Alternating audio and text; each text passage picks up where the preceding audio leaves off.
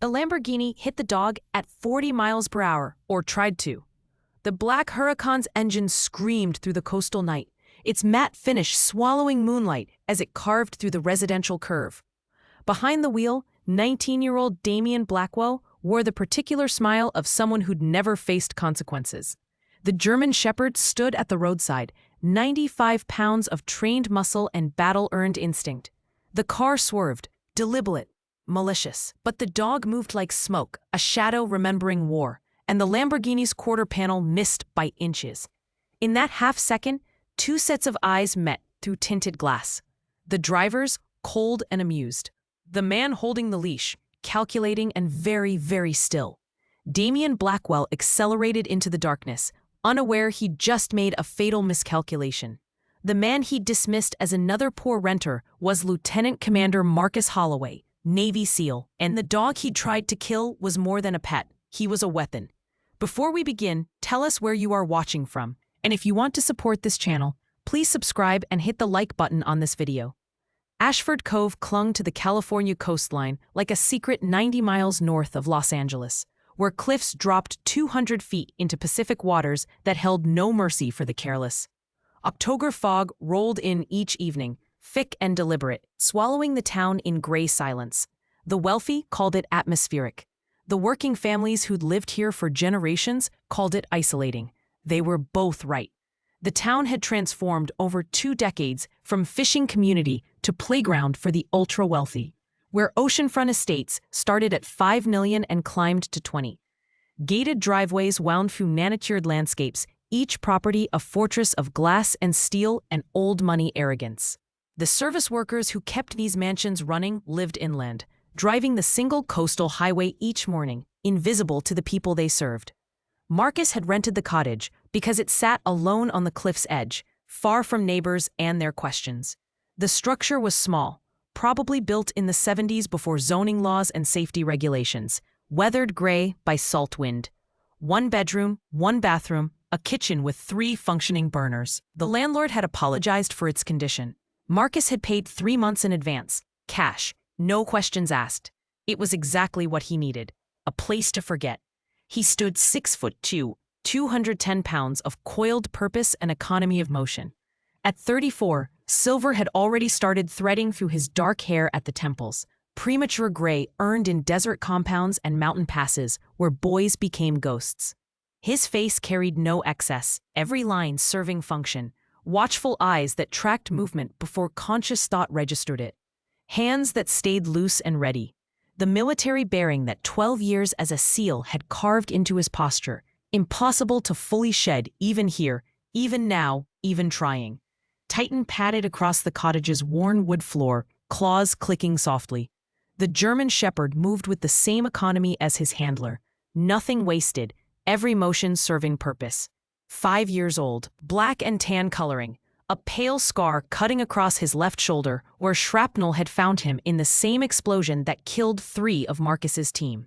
The dog had been medically retired along with Marcus, both of them carrying wounds that didn't show on paperwork. They'd deployed together 3 times, survived situations that turned other men into statistics. Now they shared this isolated cottage, 2 warriors trying to remember what peace felt like. Their routine had fallen into rhythm over the past 4 weeks. Dawn runs along the cliff trail, Titan ranging ahead but never more than 50 yards, always checking back. Breakfast, simple and functional. Then the empty hours that Marcus filled with maintenance, cleaning weapons he told himself were for protection, not preparation. Afternoon meant town errands, supplies purchased with minimal conversation. Evening brought the long walk where Marcus tried to exhaust the hypervigilance that kept him scanning rooflines and doorways for threats that didn't exist here. Not in this quiet coastal town where the biggest danger was boredom. Except tonight, the threat had been real. Marcus crouched beside Titan in the cottage's dim light, examining the dog's right hip where the Lamborghini's panel had clipped him. Not serious. The dog had twisted at the last instant, turning what should have been a killing impact into a glancing blow. Already a bruise was forming under the thick coat, but nothing broken, no limp when Titan walked. Still, the contact had been intentional. Marcus had seen enough combat to recognize the difference between accident and assault. The driver had aimed, had smiled doing it. He pulled out his phone, scrolling to the photos he'd taken immediately after. The skid marks were visible, showing the swerve toward them, not away. Paint transfer on the road surface, black and glossy. He'd photographed the receding taillights too, catching enough of the rear profile to identify the make and model. Lamborghini Huracan, matte black, probably $350,000 of Italian engineering used as a weapon against a dog, against his dog. Marcus told himself to let it go. Report it to local police, file a statement, move on. This wasn't his town. These weren't his people. He'd come here to decompress, to process Yemen and the three names that woke him at 0300 most mornings. Getting involved in local problems wasn't part of the plan. The plan was isolation, healing, eventually returning to active duty or accepting that some things break too completely to fix. But Titan circled the small living room, restless in a way Marcus recognized. The dog kept moving to the window facing north, toward the clifftop estates barely visible through the fog. A low rumble building in his chest, not quite a growl but close. His ears swiveling, tracking something Marcus couldn't hear. Marcus checked his watch, nearly midnight. Outside, the fog pressed against the glass, turning the world into gray nothing. Somewhere in that darkness, a 19-year-old in a supercar thought he'd gotten away with something. Thought the man and dog he'd tried to kill were just obstacles, easily dismissed, quickly forgotten. He'd learn otherwise. They always did. Marcus moved to the window, standing in the shadow where he could observe without being seen. Old habit.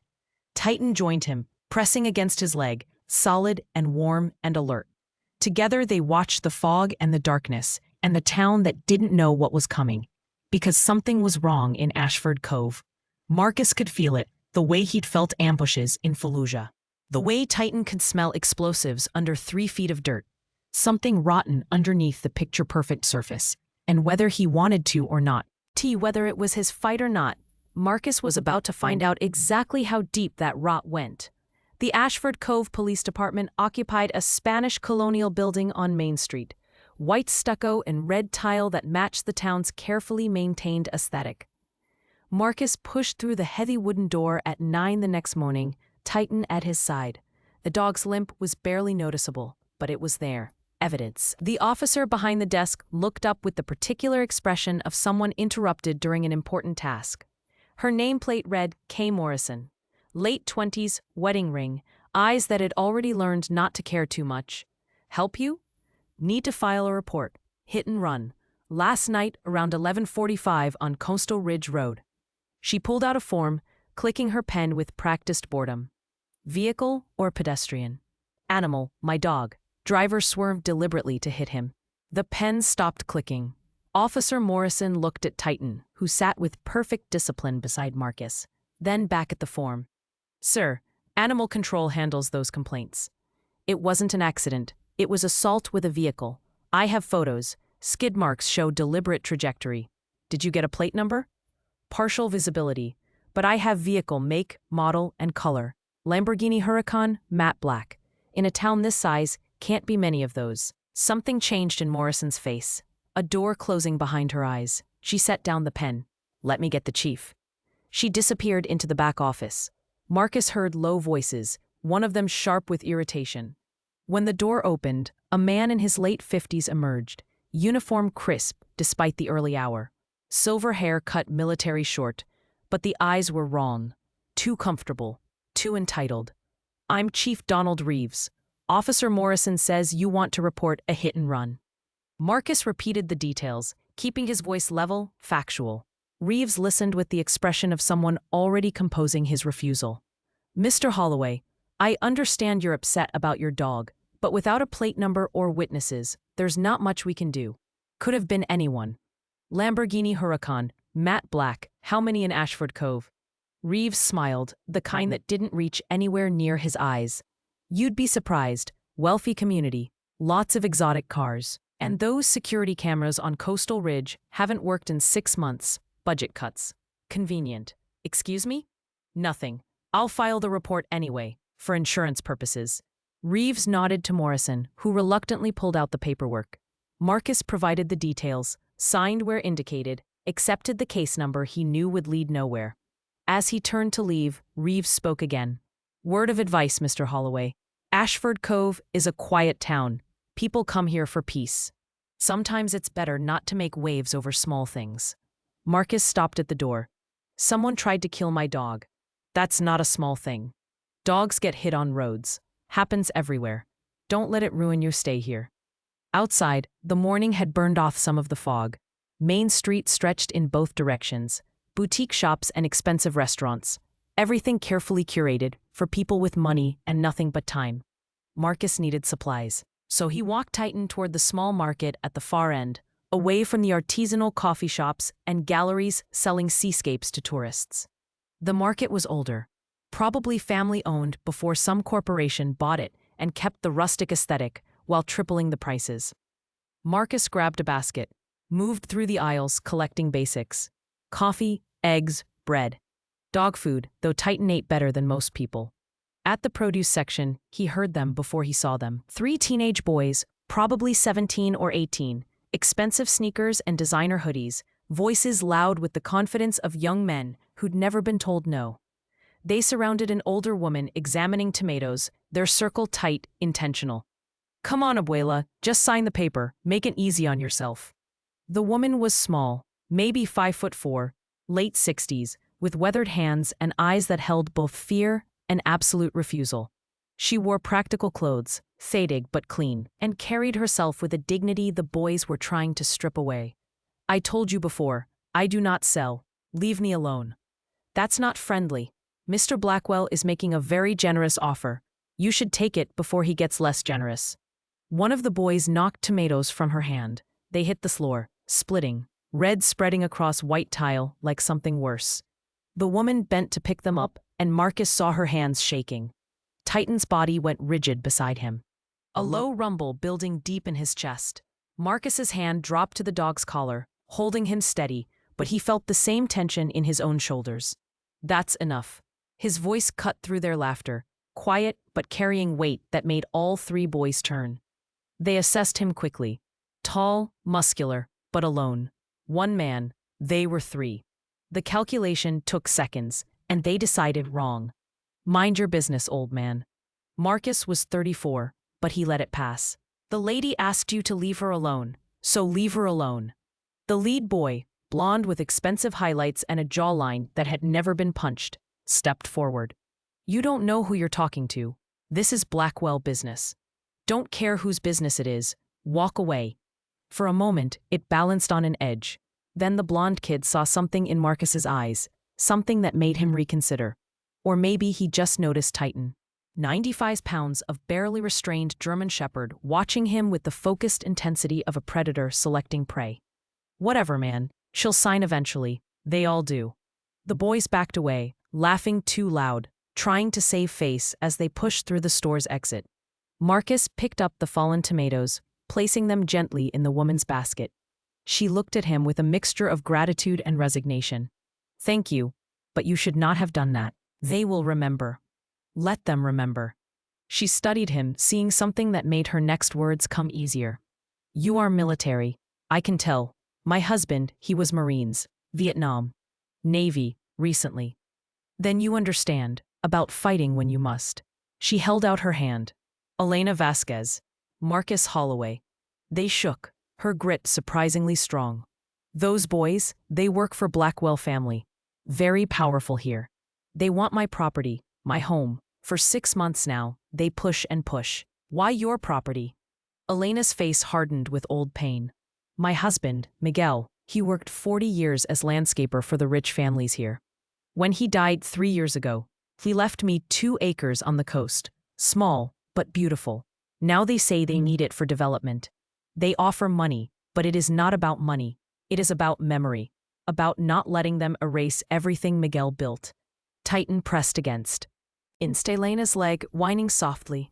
She reached down, scratching behind his ears, and the dog leaned into her touch in a way he rarely did with strangers. Your dog, he has kind eyes. What is his name? Titan. Strong name for strong dog. She noticed his limp then, the slight favor of his right hip. He is hurt? Hit and run. Last night, Lamborghini Huracan. Elena's face went pale. Her hands stilled on Titan's head. Matte black? Yes. She closed her eyes, and when she opened them, they were wet. Damien Blackwell. He killed my dog 6 months ago. Same car, same way. He was trying to make me afraid. Did you report it? To Chief Reeves? Yes. He said no evidence. Said my dog probably ran into the road. But I saw. My granddaughter saw. He aimed for Cisco, and he smiled when he hit him. Your granddaughter? Sophia, 8 years old. She lives with me now, after her mother, my daughter, died in car accident 2 years ago. Elena's voice cracked. She saw everything. She has nightmares still. He draws pictures of the black car over and over, trying to understand why someone would hurt an innocent animal. A small voice came from behind a display of canned goods. Grandma? The girl who emerged was tiny for 8 years old, with long dark hair and enormous brown eyes that held too much knowledge for her age.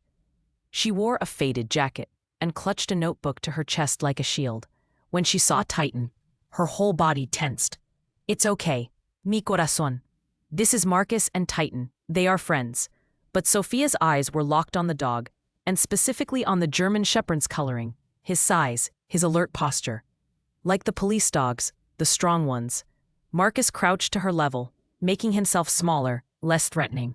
Titan was a military dog. He's retired now. Would you like to meet him? Sophia approached with the slow caution of someone who'd learned that the world held sudden cruelties. She extended her hand and Titan sniffed it gently, then licked her fingers. The girl's face transformed, a smile breaking through like sun after storm. He's so soft and warm. He likes you. Sophia looked up at Marcus with eyes that missed nothing. Your dog is hurt. I can see how he walks. The black car? Yes, it was Damien. He hurt Cisco too, and Grandma says I shouldn't talk about it. But I know what I saw. He turned the wheel on purpose. He wanted to hurt Cisco. He wanted Grandma to be sad and afraid. Elena put a hand on Sophia's shoulder. Please, we should not talk about this here. Walls have ears in this town. Marcus stood. If you ever need anything, I'm in the gray cottage on Cliff Edge, the one at the end. Elena met his eyes. You have done enough already. These people, the Blackwells, they own everything. The police, the mayor, the judges. Going against them is dangerous. I'm not planning to go against anyone, just offering help if you need it. But even as he said it, Marcus felt the old instinct stirring, the one that had kept him alive through 12 years of war. Something was very wrong in Ashford Cove, and whether he wanted involvement or not, he'd just been pulled into an orbit he didn't fully understand yet. As he walked toward the checkout, Sophia called after him. Mr. Marcus, will Titan be okay? He'll be fine. He's tough. Good, because the world needs more good dogs. There aren't enough of them. Outside, Marcus loaded supplies into his truck's bed while Titan jumped into the passenger seat. The dog was still restless, ears swiveling, tracking sounds and movements invisible to human senses. Marcus climbed behind the wheel but didn't start the engine immediately. Instead, he pulled out his phone and typed a search. Blackwell Ashford Cove. 47 results. Development company. Real estate holdings. Charity galas.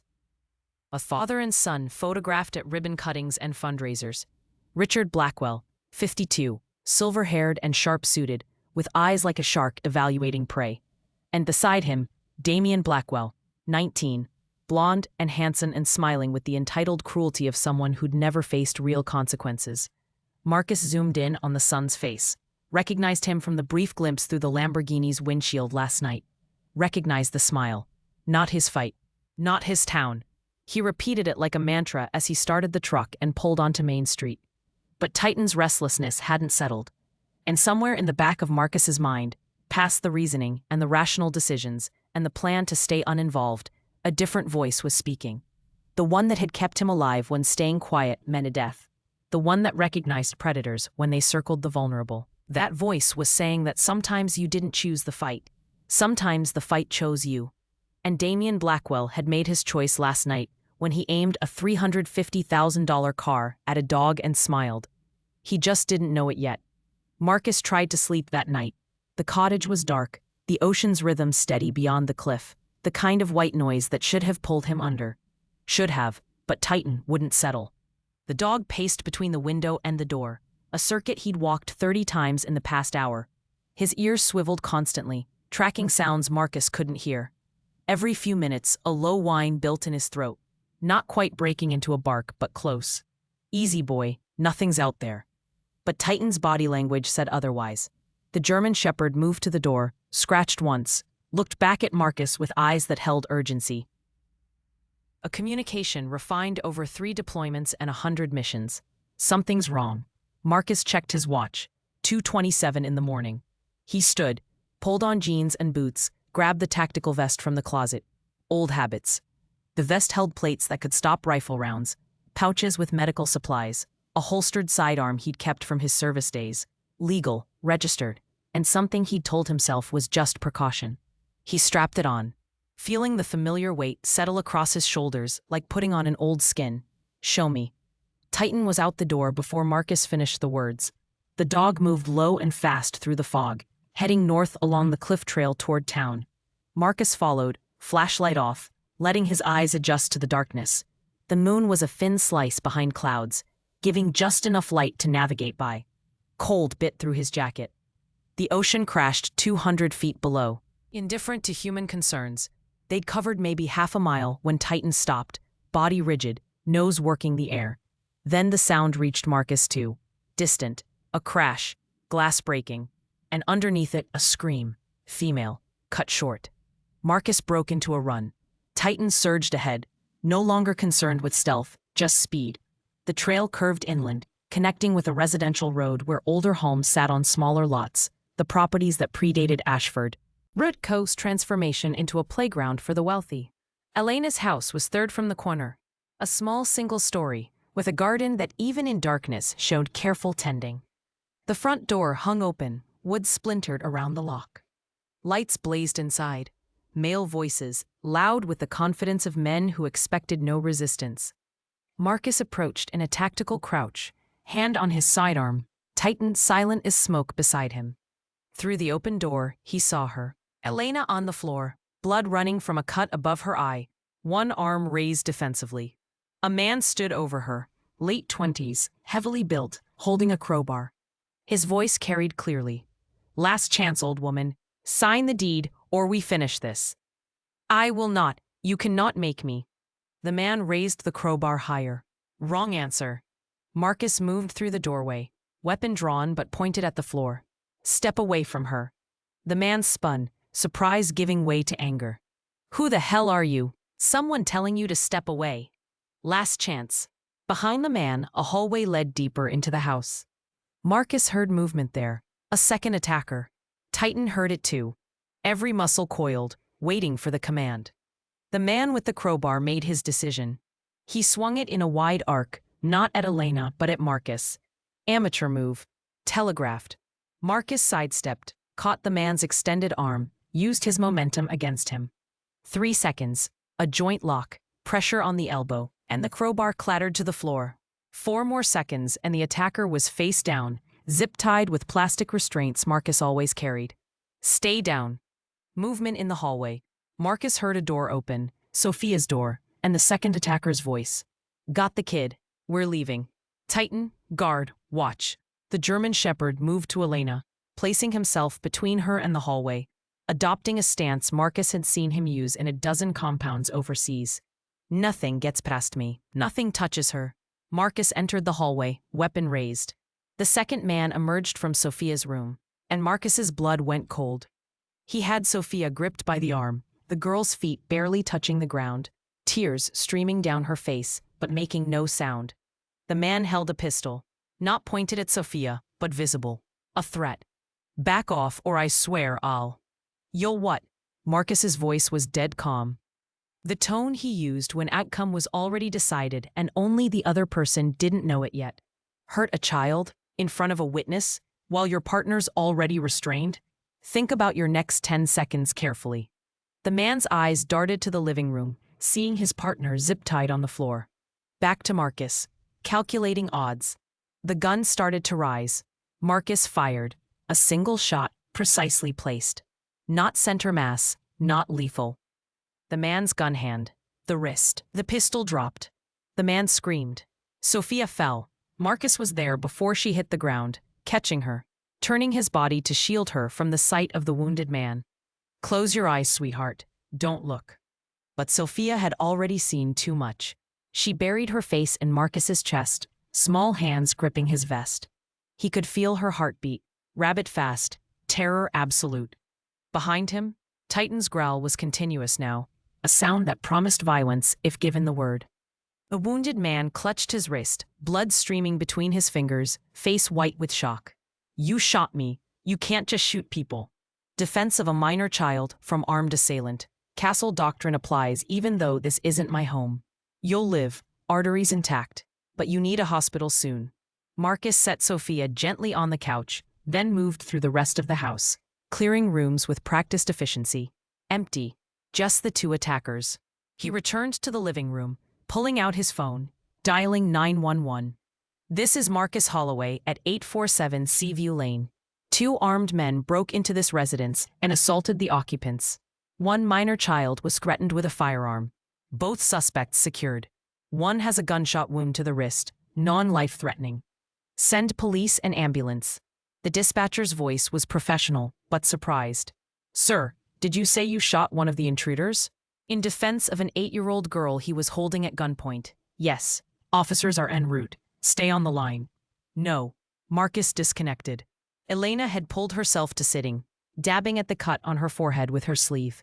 Sophia, is she? She's safe. Shaken, but safe. Sophia hadn't moved from the couch, staring at Titan, who had taken position beside her. The girl's hand reached out slowly, touching the dog's head. Titan pressed into her palm, offering the warmth and solidity of his presence. No words, but a promise kept. He came, Sophia whispered. Titan promised. And he came. Elena struggled to her feet, moving to her granddaughter, gathering the girl into her arms. Both were crying now. Silent tears that spoke of relief and trauma, and the shattering of any illusion of safety they'd maintained. I am sorry, Elena said to Marcus. You should not be involved. This will bring trouble. It already was trouble. I just ended it faster than they planned. Sirens approached, close now. Marcus moved to the door, hands visible, weapon holstered. Protocol. Make it clear you're not a threat when police arrive at a shooting scene. Even when you're the good guy, scared cops with guns make bad decisions. Chief Reeves came through the door first, service weapon drawn, 2 officers behind him. He took in the scene with a glance that held more anger than concern. The zip-tied attacker on the floor, the second man bleeding into Elena's carpet. Sophia and Elena huddled together. Marcus standing calm and ready with a tactical vest and the posture of someone who'd done this before. What the hell happened here? Marcus recounted it factually, without embellishment. Home invasion in progress. Assault of a resident. Attempted kidnapping of a minor. He'd intervened, used appropriate force, secured the suspects. One had pointed a firearm at a child. Marcus had disabled the threat with a non-lethal shot. Reeves listened, jaw tightening with each detail. He looked at the 2 attackers with recognition that confirmed what Marcus already suspected. The chief knew these men. You shot him. He pointed a gun at an 8-year-old girl. Yes, I shot him. Wrist only. He'll recover full function. You can't just go around shooting people. I can when they're committing felonies against children. Check California law. I'm well within legal justification. One of the officers had moved to examine the wounded man. Chief, this is Cisco Mendez. He works for... I know who he works for. Reeves cut him off, glancing at Elena and Sophia. We'll take statements at the station. You 2 need to come downtown. They need a hospital, Marcus said. Elena has a head wound. Sophia needs evaluation for trauma. After statements. No, now, and I'm going with them. Reeves stepped closer, dropping his voice. Voice to a tone meant to intimidate. You're in a lot of trouble, Mr. Holloway. You don't get to make demands. Marcus held his ground, meeting the chief's eyes with the flat calm of someone who'd faced down actual threats. I'm a Navy SEAL on medical leave who stopped a violent home invasion and attempted kidnapping. I have 2 witnesses, physical evidence, and legal justification. You want to arrest me? Do it. But these 2 get medical attention first. And I'm calling my JAG lawyer before I say another word without representation. The standoff lasted 5 seconds. Then Reeves stepped back, disgusted. Fine, ambulance is outside, but you're not leaving town. Wasn't planning to. The next 2 hours blurred. Ambulance to the small hospital. Elena's cut required 4 stitches. Sophia was examined, found physically unharmed, but the pediatrician recommended counseling for trauma. Marcus stayed close, tightened beside him, ignoring the hospital's no animals policy because no one had the nerve to challenge him. Dawn was breaking when they returned to the cottage. Marcus had offered his home without thinking, and Elena had accepted with the resignation of someone who understood her house was no longer safe. Sophia carried a small backpack of clothes and her notebook, clutching it like a lifeline. Inside, Marcus started coffee, while Elena settled Sophia on the couch. Titan immediately positioned himself beside the girl, and she leaned against him, exhausted beyond words. "You should rest," Marcus said. But Elena shook her head. "I need to tell you everything, because you risked yourself for us, and you do not even know why." So she told him. 6 months of escalating pressure. First came the generous offers to buy her property, $10 million for 2 acres. When she refused, the offers came with deadlines and thinly veiled threats. Then Damian Blackwell killed her dog, and the message became clear. Sell or suffer. 12 other families had owned property in this section of coastline. 12 families had experienced similar pressure. All 12 had sold and left town. Elena was the last holdout. "Why is your land so important?" Elena unfolded a map on the small kitchen table. "You see, the Blackwell development, Ashford Heights, it covers 60 acres, luxury resort, private residences, golf course. But here, this narrow strip, this is only coastal access. Without my 2 acres, the entire development is landlocked. State law requires public coastal access. My property is the key to everything. How much is the whole development worth? $400 million. My husband's 2 acres, they are everything." She touched a photo on her phone, showing a man in marine dress uniform, young and proud. Miguel served in Vietnam. He came home, worked his whole life with his hands, bought this land with 40 years of saving. It is not just property, it is his soul in the soil, and I will not let them erase him for their greed. Marcus studied the map, seeing the tactical situation clearly. Elena's property was a choke point. Without it, $400 million in development was worthless. That kind of money bought patience, lawyers, and when those failed, violence. "They will come back," Elena said quietly. "Tonight was warning. Next time will be worse." "Let them come." Sophia looked up from the couch, her small voice cutting through the room. "Will you protect us, you and Titan?" Marcus met her eyes, seeing the hope and fear battling there. He thought about his plan: isolation, healing, staying uninvolved. Then he thought about a 19-year-old in a Lamborghini, smiling as he aimed at a dog. About 2 thugs breaking into a home to terrorize a widow and traumatize a child. About a system so corrupt that police served money instead of justice. Some things couldn't be walked away from. Some fights chose you. "Yes," Marcus said. "I'll protect you." "Promise?" "Promise." Sophia's eyes filled with tears, but she smiled through them. Mommy used to promise things. She always kept her promises. Titan shifted closer to the girl, resting his head on her lap. A wordless commitment. "Where I am, you're safe. Where my handler goes, I follow. We're a package deal." Elena clasped her hands together, fighting emotion. "You do not know what you have done. The Blackwells, they are not just rich. They are connected. Police, politicians, judges. This is not a fair fight." Marcus pulled his laptop from his bag, opening it on the table. "Then we'd better make sure we fight smart."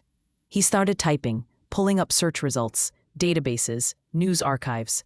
"Tell me everything. Names, dates, incidents. Every family that sold, every threat made. Every crime committed. If we're doing this, we're doing it right." Outside, the sun climbed over the Pacific, burning away fog, revealing the town below in sharp morning light. Ashford Cove looked peaceful from this distance. Picturesque, the kind of place people retired to for beauty and quiet. But Marcus knew what lived beneath beautiful surfaces. Had seen it in desert compounds and mountain villages. Evil didn't announce itself with horns and fire. It wore expensive suits and drove luxury cars, and smiled while crushing anyone who stood in its way. The Blackwells had picked the wrong widow to terrorize, had tried to kill the wrong dog, had underestimated the wrong veteran. Marcus pulled up a contact on his phone. Someone he'd served with. Someone who owed him a favor. Time to call in some debts. Because this wasn't intimidation anymore. This was attempted murder, and that changed everything. They picked the wrong person to terrorize. Marcus made the first call at 0600, when he knew his former commanding officer would be finishing his morning run at the Virginia Beach compound.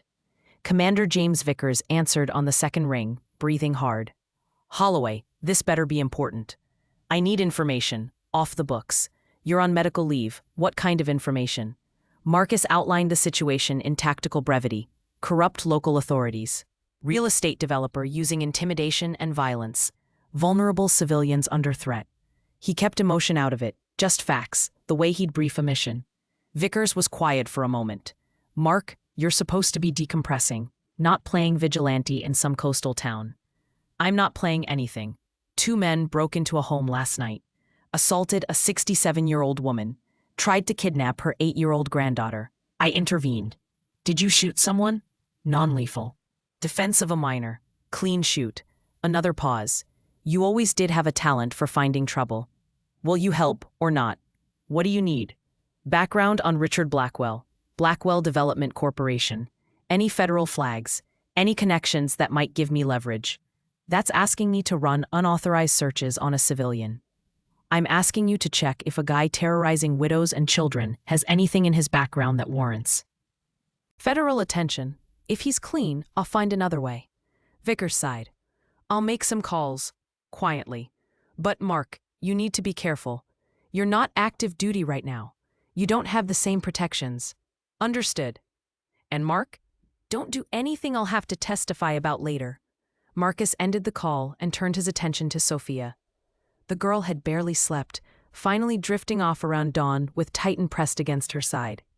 Now she was awake, watching Marcus with those 2 old eyes. Are you going to teach me to fight? No. Why not? If bad men come again, I should know how to fight.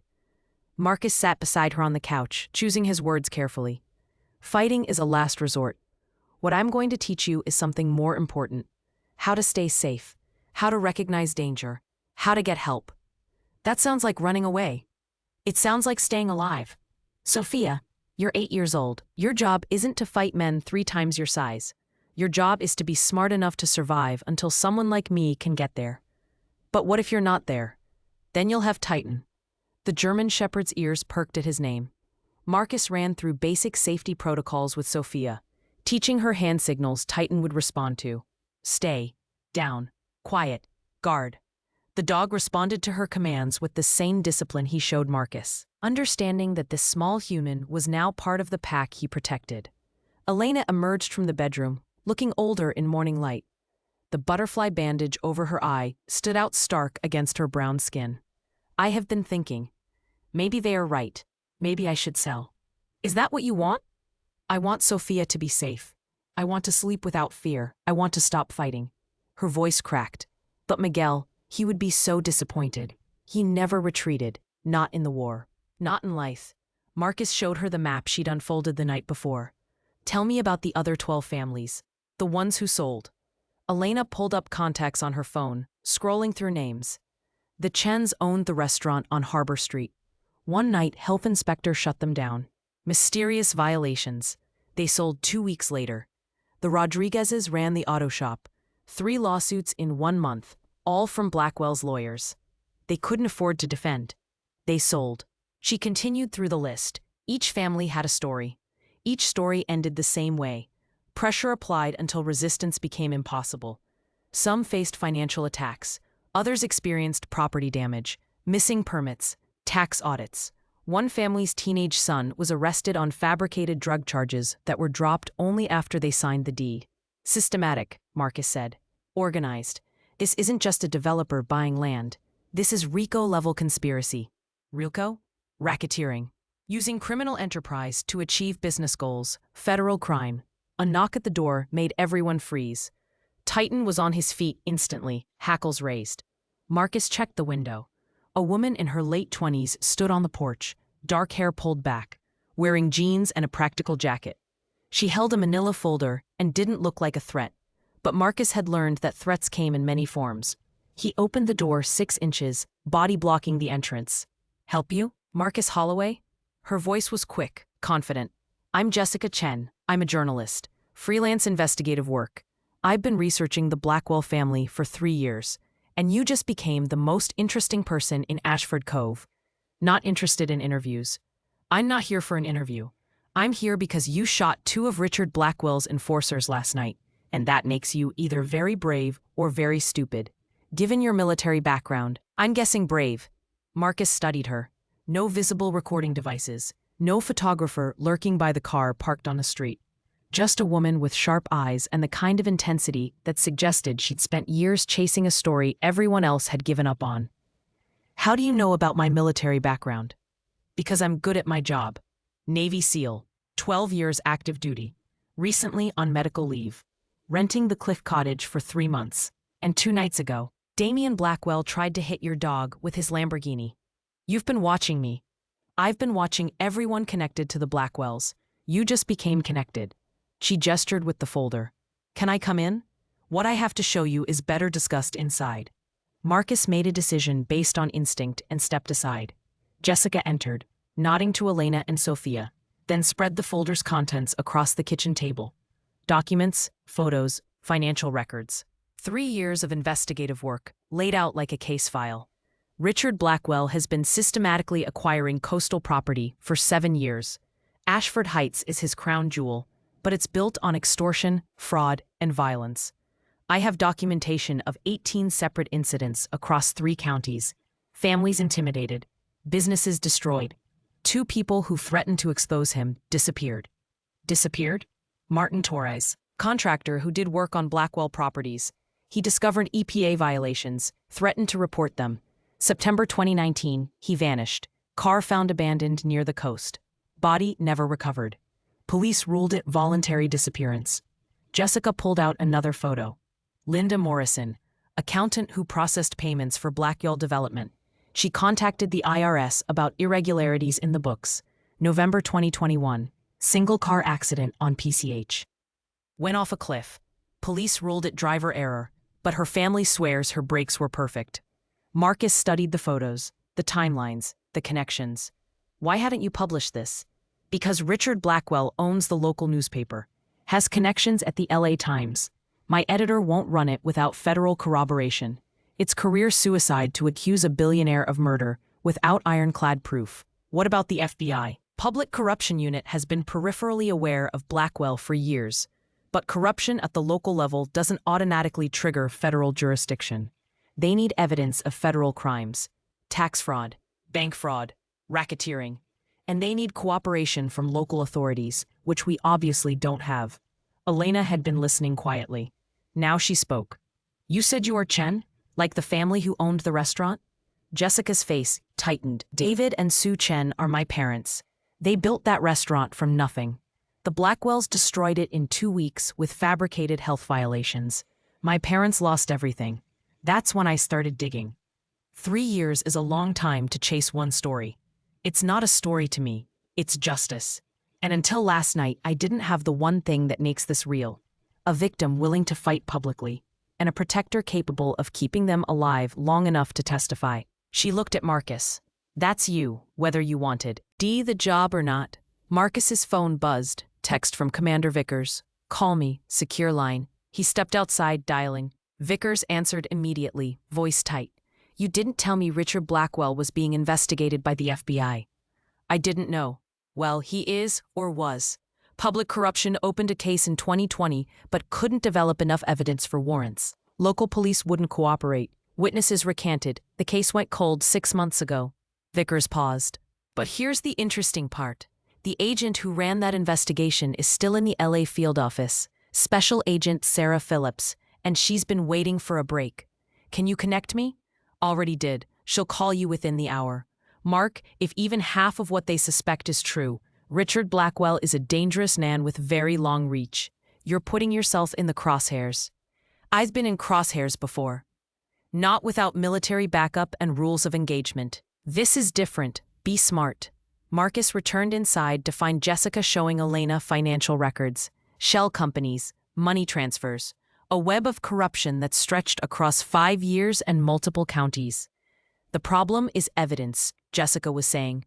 Everything I'll have is circumstantial, pattern and practice, but no smoking gun, no recorded confessions, no documents directly tying Richard to the violence. What would you need? Access to his computers, his personal files. Something that shows direct orders or payment for criminal acts. But that requires a warrant, and we can't get warrants without probable cause. Marcus considered the tactical problem. Infiltration, intelligence gathering, extract information without getting caught. Standard operation in hostile territory. Except this hostile territory was American soil, with different laws and consequences. His phone rang. Unknown number, he answered. Mr. Holloway, this is Special Agent Sarah Phillips, FBI Public Corruption Unit. I understand you had an interesting night. They talked for 20 minutes. Phillips was careful, choosing words that didn't quite encourage illegal activity, but made clear what kind of evidence would trigger federal warrants.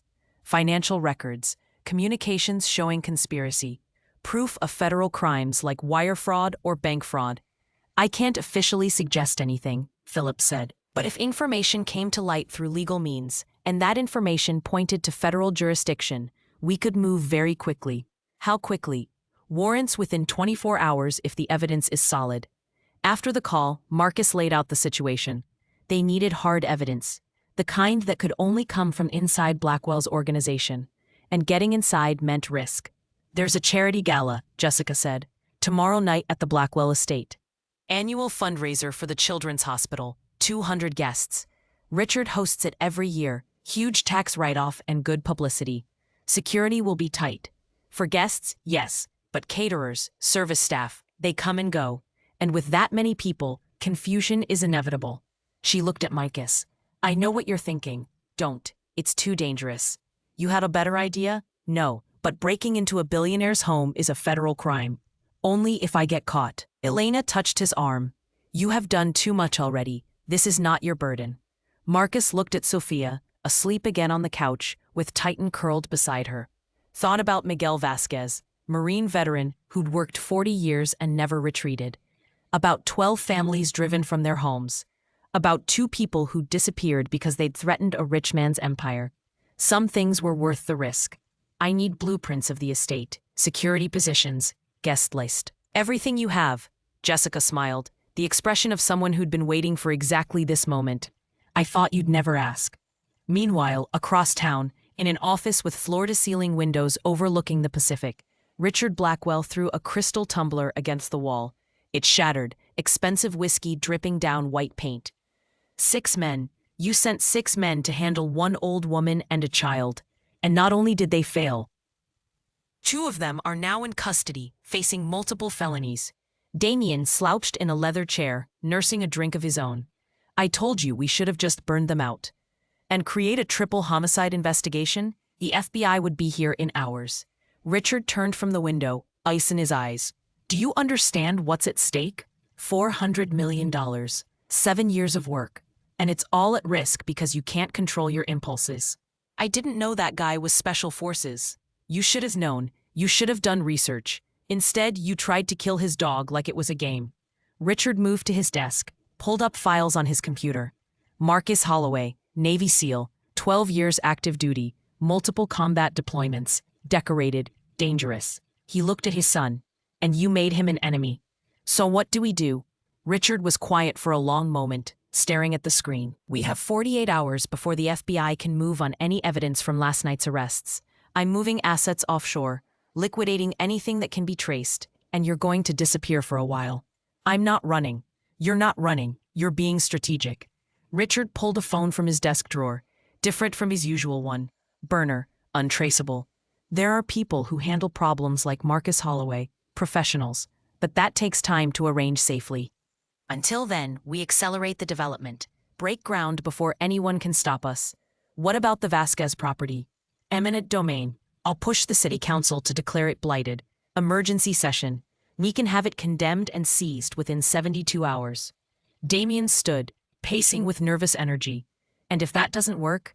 Richard's smile was cold. Then we remind everyone in this town who really holds power. And what happens to people who challenge it. Outside the office, a security guard made rounds. The estate employed 8 full-time, formal military and law enforcement, good pay, better benefits, and ironclad non-disclosure agreements. They protected a man who paid well and asked few questions. Tomorrow night, 200 guests would walk these halls, music and champagne, and the illusion of charity. No one would notice one more person moving through the chaos. Unless they were looking for it. The attack came at 11:47 that night. Titan heard them first, ears swiveling toward the access road, 200 yards from the cottage. His body went rigid, a low growl building in his chest that pulled Marcus from the tactical planning he'd been reviewing with Jessica. "How many?" Jessica whispered. Marcus killed the lights, moving to the window with night vision binoculars he'd kept from his service days. 2 vans, dark-colored, parked where the road curved. 6 men. Exiting, moving with the awkward caution of people who thought they were being stealthy but had no actual training. They carried weapons: bats, crowbars, 2 with handguns visible in waistbands. 6, armed, 200 yards and closing.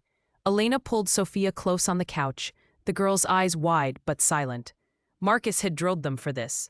The cottage was small, but it had advantages: single entry points, good sight lines, and Marcus knew every inch of it. Bathroom. Lock the door. Stay low in the tub. Elena hesitated. "You cannot fight 6 men. "I won't be fighting alone." Marcus looked at Titan, who was already moving into position by the door. "Go, now." Jessica helped Elena and Sophia into the bathroom, then returned. "I'm staying." "No, you're a witness. If this goes bad, you need to be able to testify what happened." "And if it goes really bad?" Marcus checked his sidearm, ensured a round was chambered. "Then document everything. Make sure the story gets out." She nodded, pulling out her phone, starting a video recording, propping it on a shelf with a clear view of the main room. Insurance. The first attacker reached the door, tried to handle. Locked. Marcus had reinforced it that afternoon with additional deadbolts and a security bar. The man kicked it once, twice. The door held. "Federal property," Marcus called out, voice carrying clearly through the wood. "Armed resident inside, you're trespassing. Leave now or face consequences." Laughter from outside. "Come out and we'll make it quick. Boss wants you gone tonight." Marcus didn't respond. He'd given warning, legal requirements satisfied. What happened next was on them. The front window shattered. Glass exploded inward as someone threw a rock, followed immediately by a Molotov cocktail. Amateur hour. The bottle tumbled across the floor, flames spreading across old wood. But Marcus had prepared for this too. Fire extinguisher deployed, foam smothering the flames in seconds. Titan, guard, watch the door. The German shepherd positioned himself where he had clear line of sight to the entrance, body coiled, waiting for the command to engage. Marcus moved to the kitchen, where he had better angles on both entry points. The back door buckled under coordinated kicks. 3 men, working together. The frame splintered. They pushed through, and Marcus let them commit. Let them enter fully, cross the threshold into his space. Then he moved. Flashbang first. Non-lethal crowd control device, military issue. Technically not legal for civilian use, but Marcus had kept one for emergencies. The explosion lit the small kitchen like daylight, the concussive blast disorienting everyone in a 10-foot radius. The 3 attackers stumbled, hands to ears, temporarily blinded. Marcus engaged the first with precision. 2 strikes to nerve clusters, 1 to disable the weapon arm, another to the solar plexus. The man dropped, gasping. 5 seconds total. The second attacker swung the bat wildly, still half blind from the flashbang. Marcus ducked under it, trapped the arm, used the momentum to drive the attacker into the wall. Another 5 seconds. The third managed to clear his vision enough to pull the pistol from his waistband. Bad decision. Marcus closed distance before the weapon could come up, delivered a palm strike to the wrist that sent the gun skittering across the floor, followed with an elbow to the temple. That dropped the man instantly. 15 seconds. 3 down. The front door finally gave way under sustained assault. The remaining 3 attackers poured through, and Titan engaged without command. The dog moved like violence made flesh. 95 pounds of trained aggression selecting the nearest threat. He hit the lead attacker low, jaws clamping on the gun arm, dragging the man down with momentum that couldn't be resisted. The man screamed. The gun fell. Titan maintained his grip, holding without killing, exactly as trained. Control the threat. Neutralize but don't eliminate. Marcus engaged the other 2 in the cramped living space. Close quarters combat, where size mattered less than technique. The first swung a crowbar. Marcus deflected it with his forearm, absorbed the impact, then trapped the weapon against the man's own body, used it as a lever to throw him into his companion. Both went down tangled together. Titan, release, with me. The German shepherd let go of the first attacker's arm, repositioned beside Marcus, both of them now standing between the downed men and the bathroom where Elena and Sophia sheltered. The attackers were all on the ground, various states of conscious and injured, but alive, all of them alive.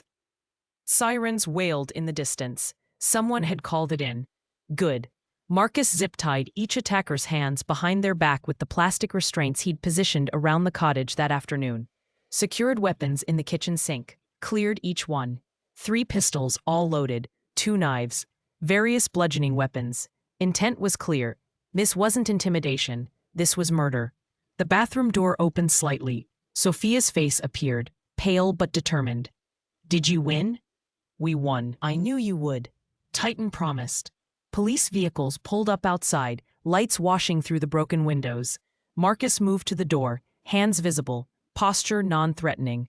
Chief Reeves emerged from the first car, and his expression when he saw the 6 restrained men was something between fury and fear. What happened here? Marcus recounted it methodically. 6 armed men attempted forced entry. He'd given verbal warning. They'd proceeded with assault using incendiary devices and weapons. He'd defended himself, his property, and the civilians under his protection. All attackers subdued with non-lethal force. All weapons secured and available for evidence collection. 2 state police vehicles arrived, and Marcus felt tension shift. State had jurisdiction over local when federal interests were involved, and a Navy SEAL on medical leave defending civilians qualified. The state sergeant, a man named Torres with 20 years in his eyes, took one look at the scene and made the call. We're taking this investigation. Chief, your department can assist, but state's primary. Reeves started to object, then saw something in Torres's expression that made him reconsider. Fine, but I want statements from everyone. You'll get them. After medical evaluation and in the presence of counsel if they request it. One of the restrained attackers, the one Titan had taken down, was crying now. Not from pain, but from fear. Torres crouched beside him. You want to tell me who sent you? The man shook his head frantically. I want a lawyer and protection. Blackwell will kill me for talking. Blackwell? Richard Blackwell? I'm not saying nothing else, but if I go to county lockup, I'm dead. You understand? He owns people everywhere. Torres looked at Marcus, then at the 6 restrained men, then at the weapons laid out as evidence. How much? How were you paid? The attackers' resolve crumbled. 5,000 each, cash, just supposed to scare them, make them leave town. He looked at Marcus. No one said you were special forces. No one said you'd be ready for us. Who gave the order? I want a deal first. Protection, witness security. Keep talking and we'll discuss deals. The man did. Names spilled out. Richard Blackwell had ordered it through an intermediary. Same intermediary who'd arranged the attack on Elena's home 2 nights before. The attacker revealed more. Blackwell had killed before. The contractor who disappeared in 2019, that wasn't voluntary. He'd been weighted and dumped 10 miles offshore. The accountant's car accident hadn't been an accident. Brake lines cut professionally. Torres recorded everything while another state trooper read Miranda rights. By the time FBI Special Agent Phillips arrived an hour later, they had enough for warrants: conspiracy to commit murder, racketeering, obstruction of justice. The federal case Marcus and Jessica had been building suddenly had teeth. Phillips was mid-40s, sharp-eyed, with the contained intensity of someone who'd spent years chasing cases that never quite closed. She surveyed the cottage, the damage, the restrained attackers, then Marcus. You have a talent for forcing situations to resolution. Didn't have much choice. They came to me. 6 armed men against you and a dog. Most people would have run. I don't run, and I had civilians to protect. Phillips pulled Marcus aside, voice low. We've been trying to build a case against Richard Blackwell for 4 years. Never had enough. Witnesses recanted. Evidence disappeared. But tonight, this is attempted murder of a federal employee on medical leave. That's our jurisdiction. And with the confession we just recorded, we can move. How fast? I'll have warrants by morning. Financial records, communications, property searches, everything. She paused. But Marcus, you need to understand something. Richard Blackwell is connected at levels that go beyond local corruption.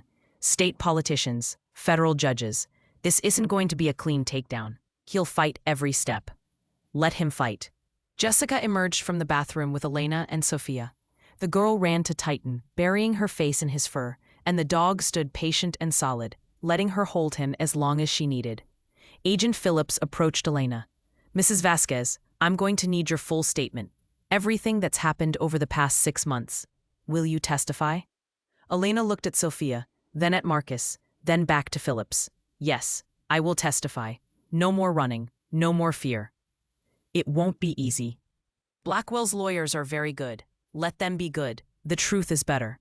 Sophia pulled away from Titan, looking up at Phillips with those ancient eyes.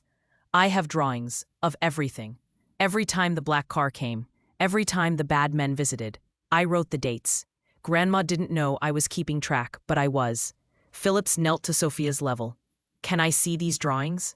Sophia retrieved her notebook from the bathroom, opened it carefully. Page after page of child's artwork, but detailed, dated. The Lamborghini rendered in careful crayon, license plate numbers copied painstakingly, men's faces, surprisingly accurate for an 8-year-old's hand. And beside each drawing, printed in neat letters, descriptions of what happened. "This is excellent documentation, Sophia. Very thorough. Mommy was an artist. She taught me to see details. She said details matter." Phillips looked at the notebook like it was evidence from heaven. "Your mother was right. Details matter very much." Over the next 2 hours, statements were taken, medical examinations performed. The 6 attackers were transported to county lockup, but under state custody with federal observers. No chance for them to disappear into a system Blackwell controlled. Dawn approached when Phillips finally prepared to leave. She handed Marcus a card. "My direct line. You need anything, you call. And Marcus, stay alert. Blackwell's going to know his people failed. He's going to know we're coming with warrants. Cornered predators are the most dangerous kind. I'm familiar with predators. Not like this. These ones wear suits and use lawyers as weapons. They don't follow rules of engagement. Neither do I, not when civilians are at risk." Phillips smiled grimly. "I believe you. That's what worries me." After everyone left, Marcus surveyed the damage to the cottage. Broken door, shattered window, scorch marks on the floor from the Molotov. The landlord would have questions, but they'd survived. That was what mattered. Jessica had been silent through the aftermath, but now she spoke. "They tried to kill you, all of you, because you wouldn't back down. And they failed. That sends a message too." "What message?" "That we're not afraid, and we're not alone anymore." Elena made coffee in the damaged kitchen, her hands steady despite everything. "What happens now?" "Now we wait for warrants. Let the FBI do their job. And we prepare for Blackwell's response." "You think he will come himself?" Marcus looked out the broken window at the dawn light spreading across the Pacific. Somewhere in a mansion on the cliff, Richard Blackwell was receiving news that his second attempt had failed, that his men had talked, that federal authorities were moving against him. "I think he's out of options, and desperate men make mistakes." Sophia appeared beside him, Titan at her heels. "Are we safe now?" Marcus wanted to lie, wanted to promise that the danger was over. But he'd learned in 12 years of war that false promises were crueler than hard truths. "We're safer, but it's not over yet." "When will it be over?" "When the people who hurt you face justice. Real justice. Not the kind money can buy." Sophia nodded, accepting this with the wisdom of someone who'd already learned the world wasn't fair. "Then we keep fighting. Then we keep fighting, across town." In the Blackwell estate, Richard threw his phone across the room hard enough to crack the screen. Damien watched from the doorway, no longer cocky, finally understanding the gravity of what they faced. 6 men, Richard said quietly. 6 armed men couldn't handle 1 soldier and a dog, and now they're talking to federal agents. What do we do? Richard was silent for a long time, staring at the ocean he'd spent 7 years trying to control. Then he made a decision. The kind that couldn't be unmade. We accelerate everything. The gala is tonight. 200 witnesses to my philanthropy and civic contribution. By tomorrow, I'll have moved enough assets offshore that they can't touch them. And by tomorrow night, Marcus Holloway won't be a problem anymore. You're going to kill him? At the gala? Of course not. I'm going to be the perfect host. Charitable, concerned, shocked when I learn about the terrible accident that befell him after the event. Richard pulled out the burner phone. There are people who specialize in making problems disappear. I should have called them first. And the FBI? Let them come with warrants. They'll find nothing. Everything incriminating is already being scrubbed. He looked at his son. This is how you win, Damien. Not with crude violence. With patience and money and connections that run deeper than any federal agency. But even as he said it, Richard Blackwell felt something unfamiliar. Not quite fear, not yet, but awareness that he'd underestimated his opponent. That Marcus Holloway wasn't just a soldier. He was someone who understood how to fight wars, and this had become a war, one that only one of them would survive. The Blackwell estate transformed as evening approached. Caterers arrived in white vans, string quarters set up on the Ocean View Terrace. 200 guests would arrive within the hour. Ashford Cove's elite gathering to celebrate Richard Blackwell's annual charity gala. 10,000 per plate, all proceeds to the Children's Hospital. Perfect cover for a man facing federal investigation. Marcus watched from the cliffside 300 yards north, using binoculars Jessica had provided. She'd gotten him blueprints, security positions, and most importantly, a catering company uniform that fit well enough. The plan was simple in concept, suicidal in execution. Infiltrate during service rush, access Richard's private office, gather evidence before FBI warrants arrive tomorrow. Give Phillips everything she needed to bury Blackwell completely. You don't have to do this, Jessica said beside him. She'd driven him here, would create the distraction they'd planned. What we have might be enough. Might isn't certainty, and Blackwell's lawyers will tear apart testimony from paid thugs. We need documents, communications. Proof that can't be explained away. If you're caught, it's breaking and entering. Burglary. Everything we've built falls apart. Marcus checked his watch. 7:43. Service entrance would be chaos right now. Final preparations before guests arrived at 8. Then I won't get caught. Titan pressed against his leg, sensing the pre-mission tension Marcus always carried. The dog whined softly, not wanting to be left behind. I know, boy, but this one's solo. Marcus knelt, gripping Titan's face gently. Guard, stay with Jessica, protect. Titan looked at Jessica, then back to Marcus, understanding but not liking it. The German Shepherd had been with him on 43 missions. This would be the first time Marcus went into danger without his partner. He'll be safe, Jessica promised. We both will, waiting right here. Marcus moved through the fog that rolled in predictably each evening. The estate sat on 12 acres. Most of it manicured grounds with strategic lighting that created pools of illumination and shadow. He'd studied the security patrol patterns all afternoon. 8 guards, rotating shifts every 20 minutes. Cameras covered main approaches but had blind spots near service areas, where aesthetic concerns outweighed security. The cliff approach was steeper than it looked from a distance. 80 feet of near-vertical rock face, slick with ocean spray. Marcus wore climbing gloves, used techniques learned in mountain training. Slow, controlled, don't rush, and don't fall. The rocks bit into his hands even through gloves, but he maintained 3 points of contact, always testing before committing weight. 30 minutes to climb what should have taken 10. But speed drew attention. Patience kept you alive. The service entrance buzzed with controlled chaos, white-jacketed servers rushing between kitchen and main hall. Bartenders setting up stations. Marcus slipped in behind a group carrying champagne cases, matching their stride, his uniform and confident posture selling the illusion he belonged. Inside, the estate was exactly what he'd expected. Modern minimalism taken to cold extremes. White marble floors, glass walls, expensive art displayed like trophies rather than appreciated. Everything sharp edges and uncomfortable beauty. He mapped the layout as he moved. Kitchen to his right, main hall ahead where guests would gather. East wing held Richard's private offices, 3rd floor. The blueprints showed a back staircase used by staff, less visible, less monitored. A server bumped into him, apologizing quickly. Marcus nodded, kept moving. Another server passed carrying hors d'oeuvres, didn't give him a second glance. The uniform worked, confidence worked. But he had maybe 10 minutes before someone noticed an extra body that didn't match the contracted head count. The back staircase was narrow, utilitarian.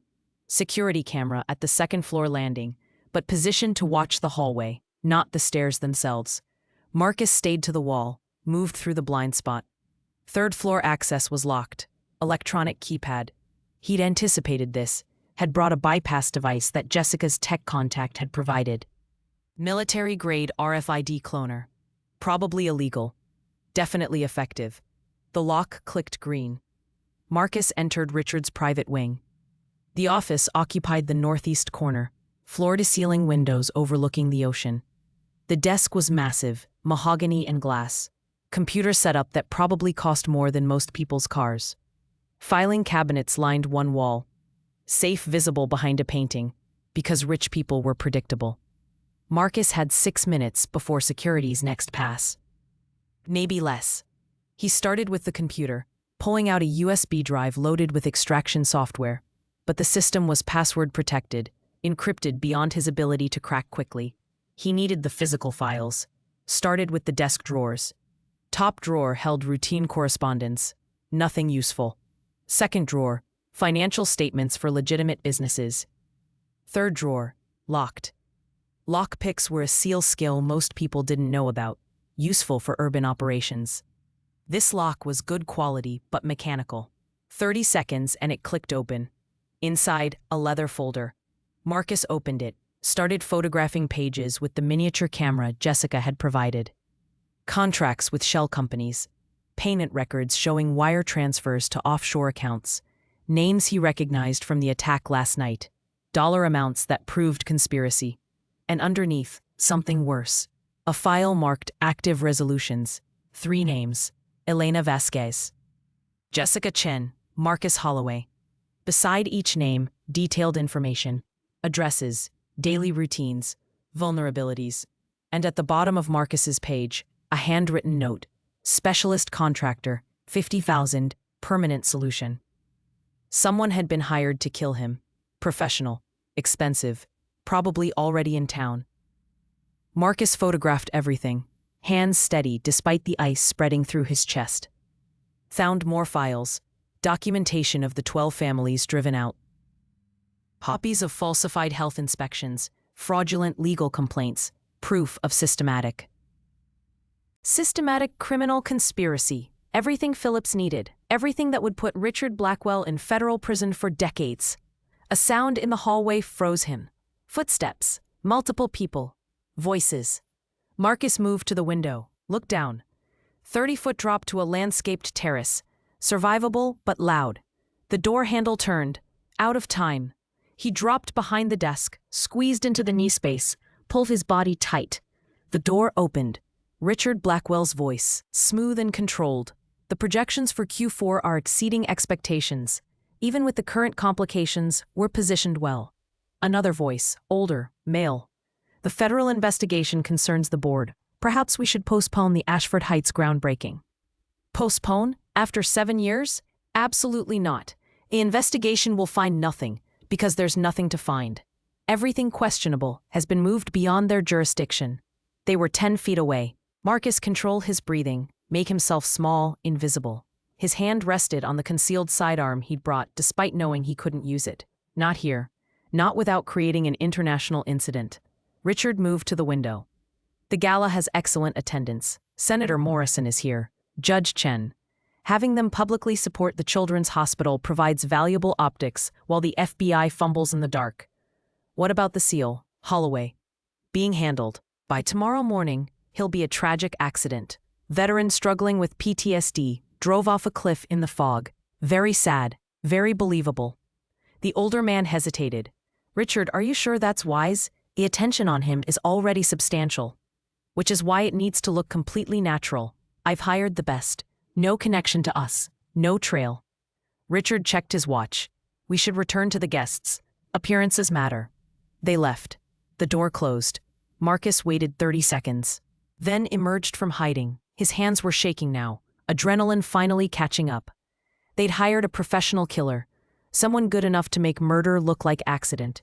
Someone who might already be moving against Elena and Sophia while he was here. He needed to finish and get out. Now. The safe was next. Combination lock, high quality. Marcus didn't have time to crack it properly, but he'd noticed something. A piece of paper visible through the gap between safe door and frame. He pulled out his phone, activated the flashlight, angled it to illuminate the interior through the crack. Numbers visible on a document inside, account numbers. He photographed what he could see through the gap. Not perfect, but maybe enough for forensic accountants to trace. Footsteps again, closer, right outside the door. Marcus moved fast. Window was the only exit. He opened it silently, looked down at the 40-foot drop to Stone Terrace. Going to hurt, but getting caught would hurt worse. He climbed onto the sill, hung from the ledge to reduce the fall distance. 20 feet now, still brutal, but survivable. He let go. Impact drove the breath from his lungs. Pain shot through his ankles, but he rolled with it, distributing force across his body the way training had taught him. Came up in a crouch, checking for damage. Everything worked, nothing broken. Security lights suddenly blazed across the terrace. Someone had seen him or triggered a motion sensor. Shouts from above, guard running toward his position. Marcus sprinted for the cliff edge. Behind him, more guards converging. Radio chatter. Full alert. The careful infiltration had become a desperate extraction. The cliff was too steep to descend quickly. But 50 yards north, a drainage gully cut through the rock. Steeper, but climbable. Marcus ran for it. Guards closing the distance. 100 yards, 75, 50. Gunfire cracked. Rounds sparked off stone beside him. They were shooting. Actually shooting at him on Richard Blackwell's property, with 200 witnesses inside. Either desperate or confident they could explain it away. Marcus reached the gully, started down. More shots, but he was below the cliff line now, protected by angle. The descent was barely controlled, falling 30 feet in 5 seconds. Catching handholds just enough to slow momentum, he hit the beach hard, stumbled, kept moving, north toward the extraction point where Jessica waited. Behind him, guards were radioing. Some would try the cliff descent. Others would take vehicles around by road. He had maybe 3 minutes lead. Jessica's car appeared through the fog, headlights flashing twice. Marcus ran for it, diving into the passenger seat as she accelerated. Titan barked from the back seat. Frantic at seeing Marcus bloodied and breathing hard. "Did you get it?" Marcus pulled out the camera, held it up. Everything, and something worse. "What?" "Blackwell hired a professional. Contract killer. 50,000. Target is me, but Elena and Sophia are vulnerabilities he'll exploit." Jessica's face went pale. "We need to warn them, get them somewhere safe." Already on it. Marcus pulled out his phone, dialed Agent Phillips. She answered immediately. "Tell me you didn't do anything illegal." "I attended a charity gala, got lost, saw some things through open doors, photographed what I saw, completely accidental." Phillips was silent for 3 seconds. "You're the worst liar I've ever met. What did you get?" "Everything. Financial records, shell companies, payment records, documentation of conspiracy, and evidence of a murder-for-hire contract targeting federal investigation witnesses." "A hit? Active?" "Active. Processional contractor, 50,000. We need protective custody for Elena and Sofia Vasquez, and we need it tonight. I'm mobilizing now. Where are you?" "En route to the cottage. ETA 10 minutes. I'll meet you there with a team." "Marcus, if there's really a professional involved, you need to understand something. These people don't fail. They're patient, careful, and they don't stop until the contract is completed, or they're dead." "Then he'd better kill me first." "Because I'm not letting him near Sophia." Marcus hung up, looked at Jessica. "How fast can this car go?" "Fast enough. Hold on." They raced through the fog-shrouded roads, Jessica driving with the skill of someone who knew every curve. Titan pressed against Marcus, whining softly, sensing the urgency. "It's okay, boy. Almost home." But as the cottage came into view, Marcus's instincts screamed warning. Too quiet. No lights. The temporary repairs to the door were intact. But something felt wrong. He was out as the car before it fully stopped, weapon drawn, Titan beside him. The dog's hackles were raised, body language screaming threat. Marcus approached tactically, cleared the angles, then pushed through the door. Empty. Elena and Sophia were gone, and on the kitchen table, a single playing card. Jack of spades. Professional killer's calling card. The message was clear. "I have them, and I'm waiting for you too. Oh, come get them." Marcus stood in the empty cottage, rage and fear warring in his chest. Behind him, Jessica gasped at the card. Titan circled the room, searching for the scent of the people they'd promised to protect. Somewhere in the darkness, a professional killer held an 8-year-old girl and her grandmother. using them as bait, knowing Marcus would come. And Marcus would. Of course he would. Because some promises couldn't be broken. Some lines couldn't be crossed without response. He picked up the card, turned it over. GPS coordinates written on the back in precise handwriting. A location, an invitation, a trap. Agent Phillips arrived with her team 5 minutes later, found Marcus loading gear into his truck. Tactical vest, additional ammunition, night vision, everything he'd need for a hostage rescue against an unknown number of hostiles. "You can't go alone," Phillips said. "We'll send a hostage rescue team." "How long to assemble them?" 2 hours, maybe 3. Sophia and Elena don't have 3 hours. Marcus climbed into the truck, Titan jumping in beside him. "You want to help? Track Richard Blackwell. Get warrants executed. Bring down his entire organization. But I'm getting them back. Tonight." "This is suicide." Marcus met her eyes through the truck window. "I've been to war 43 times. Came home from all of them. This is just one more mission." He drove into the fog, following coordinates that led to an abandoned lighthouse 15 miles up the coast. A location with no witnesses, no escape routes, a perfect kill box. But Marcus had been in kill boxes before, and he'd learned something in 12 years of war.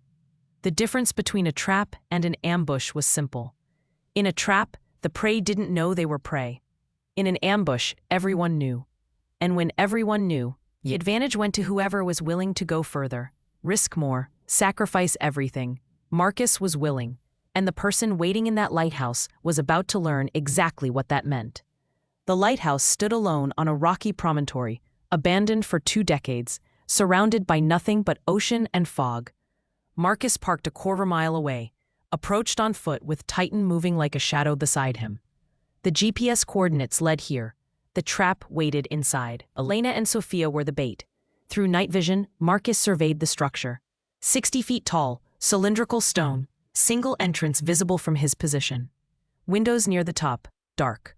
One vehicle parked at the access road, expensive sedan. Professional's choice, unremarkable, but fast. He keyed his radio. Agent Phillips had given him a comm unit despite her objections. "I'm on site. 1 vehicle. Unknown number of hostiles." Phillips's voice crackled back. "Hostage rescue team is 30 minutes out. Wait for them."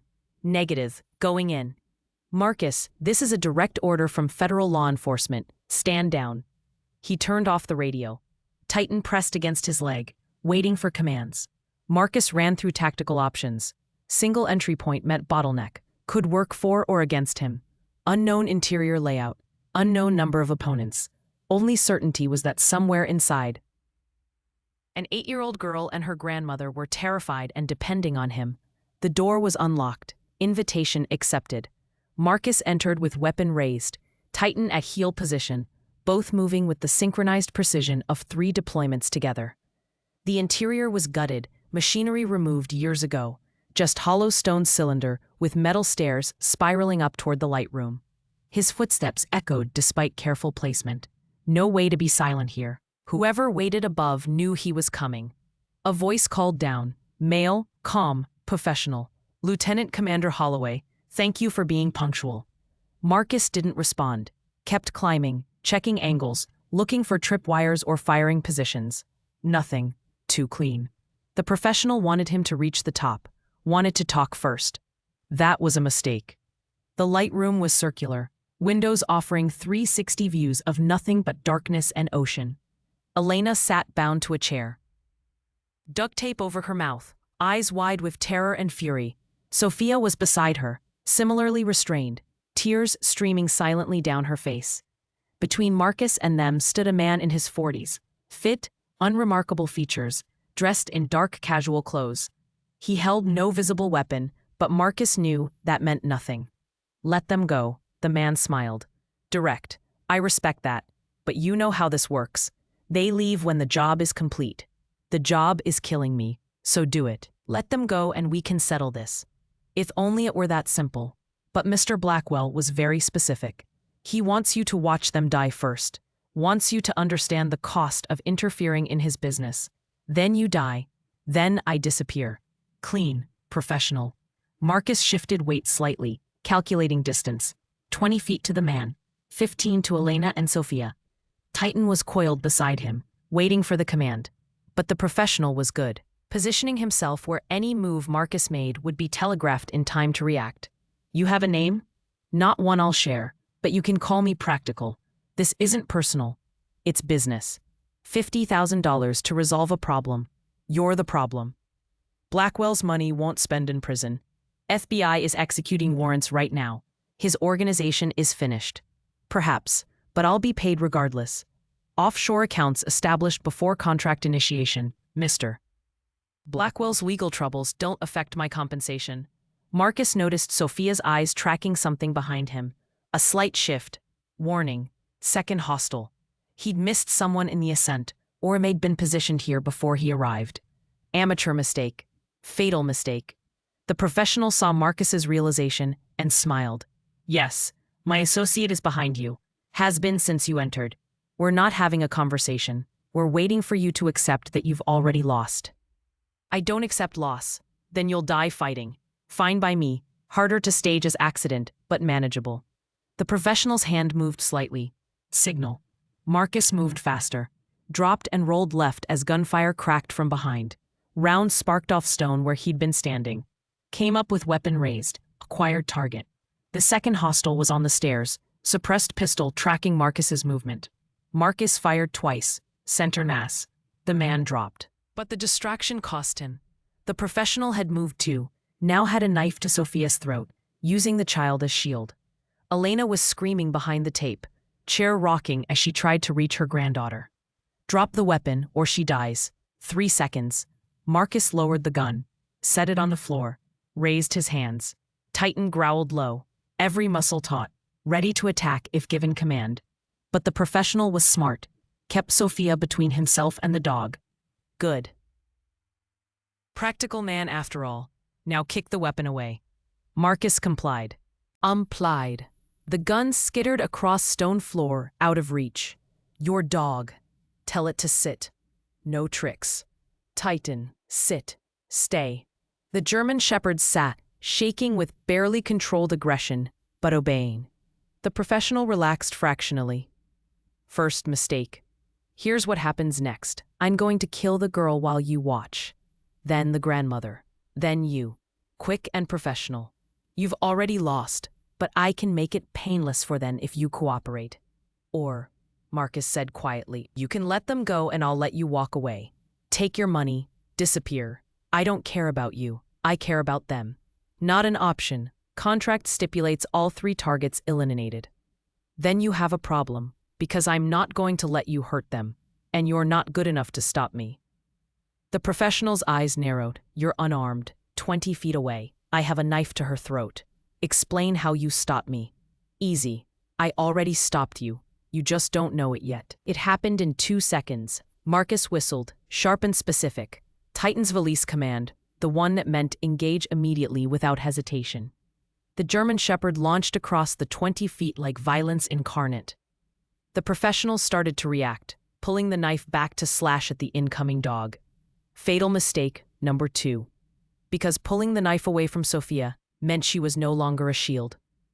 And Marcus was already moving, covering the distance in 4 explosive steps, hand shooting out to grab the professional's wrist, the one holding the knife. Twisted hard, breaking the grip, sent the blade clattering away. Titan hit the man's legs, dragging him down, and Marcus was there, knee on chest, forearm across throat, applying pressure that cut off air and blood flow simultaneously. Sleep. The professional fought, but fighting a seal with a combat dog was fighting physics. 10 seconds and consciousness faded. Marcus zip-tied him, checked for other weapons, found 2 knives and a backup pistol. Secured all of them. Then he moved to Sophia, gentle despite the adrenaline, screaming through his system. Pulled the tape carefully from her mouth. Cut the zip ties binding her wrists and ankles. She threw her arms around his neck, sobbing, and Marcus held her while cutting Elena free with his other hand. It's okay. You're safe now. I promised. I keep my promises. Elena was crying, hands shaking as she pulled Sophia close, both of them holding each other and crying and alive. Titan pressed against them, whining softly, offering his warmth and presence. Sirens wailed in the distance. FBI hostage rescue, finally arriving. Marcus keyed his radio back on. Phillips. Target secured. 2 hostiles down, 1 dead, 1 unconscious. Elena and Sophia are safe. Status on you? Operational. You're insane. You know that, right? Been told that before. The next 3 hours blurred. FBI teams swarmed the lighthouse. EMTs checked Elena and Sophia, found them physically unharmed but severely traumatized. The dead hostile was identified as known criminal with outstanding warrants. The professional regained consciousness and invoked his right to silence. But the knife he'd held to Sophia's throat and the GPS coordinates on the playing card were enough for attempted murder charges.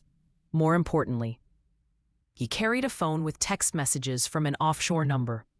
Messages that detailed the contract, the payment structure, and explicit instructions to kill Marcus Holloway, Elena Vasquez, and Sofia Vasquez.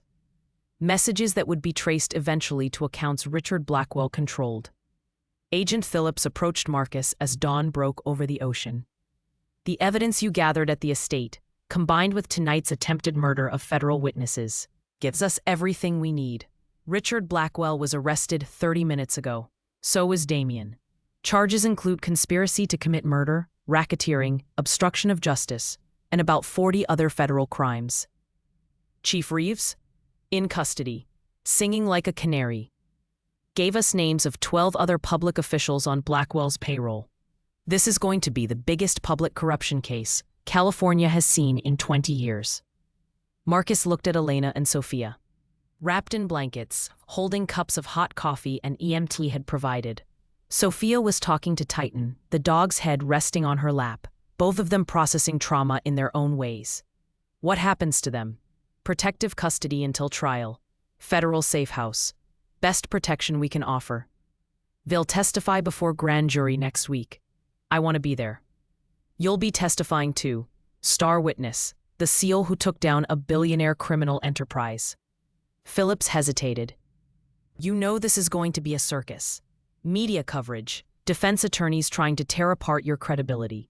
They'll bring up Yemen, the PTSD, everything. Let them. Truth is truth. 1 week later, Marcus sat in a federal courthouse, wearing his dress uniform at Agent Phillips's suggestion. Elena testified first, detailing 6 months of terror. Sophia showed the grand jury her notebook of drawings, each page a child's documentation of systematic intimidation. Jessica presented 3 years of investigative journalism, connecting dots that prosecutors would use to build a RICO case. Then Marcus testified. 5 hours of questions about the hit and run on Titan, the home invasions, the attack on the cottage, the infiltration of the estate, and the hostage rescue at the lighthouse. Defense attorneys attacked every detail, but the evidence was overwhelming. Photos, documents, recorded confessions, physical evidence. The grand jury deliberated for 90 minutes, returned indictments on 43 counts against Richard Blackwell, 37 counts against Damien Blackwell, and charges against 15 public officials who'd enabled their criminal enterprise. Richard Blackwell's bail was set at $50 million cash. He couldn't make it because FBI had frozen all domestic accounts and seized assets. Damien's bail was set at $10 million. Same result. Both remained in federal custody awaiting trial. Chief Reeves cut a deal. Full testimony against the Blackwells in exchange for reduced charges. He'd still serve time, but not the rest of his life. The professional killer, identified finally as Thomas Crane, with warrants in 6 states, faced charges that would put him away for decades. He eventually accepted a plea deal, 25 years in exchange for testimony about the murder-for-hire conspiracy. 3 months after the arrests, Marcus stood in Elena's garden. The 2 acres that had caused so much suffering were transformed into a community space. Miguel Vasquez Memorial Garden, the dedication plaque read, "For those who stand their ground." 200 people attended the ceremony. The 12 families who'd been driven out had returned, properties reclaimed through legal action. Ashford Cove was healing, slowly, learning to be a community again, instead of a playground for corrupt wealth. Sophia ran through the garden with Titan, both of them playing, the girl's laughter cutting through the crowd like light through fog. She'd started therapy, was doing better, Still had nightmares, but fewer each week. Elena watched her granddaughter with fierce pride and relief. "You gave us our lives back," Elena said to Marcus. "You fought for them. I just helped." "No. You stood when everyone else walked away. You reminded us we are not helpless."